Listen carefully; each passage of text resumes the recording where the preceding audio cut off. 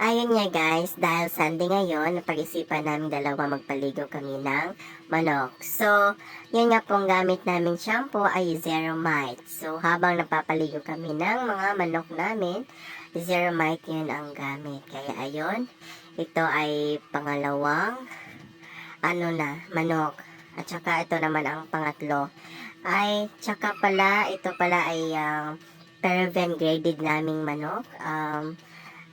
Kinocross namin sa babae na Boston Roundhead at saka Black Knight Calpara Peruvian. So, ayan, ligo-ligo lang. Yes, tingnan yung mukha ng isa. Hindi na basta-basta. So, ayan.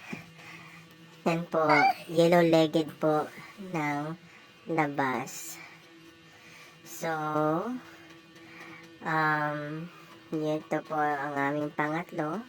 Andito po sa video, kinukunan po namin ng mga lupa dahil nag-uulan kagabi. Kaya ayun, pinapahiran ng trapo yung TL. Yun nga, pagkatapos ito naman, tsaka yung binabain namin na manok. Yan. Kaunti lang po yan ang aming mga manok. Hindi gaano kadami. Yun nga, yung ending. Tapos na lahat. Maraming salamat!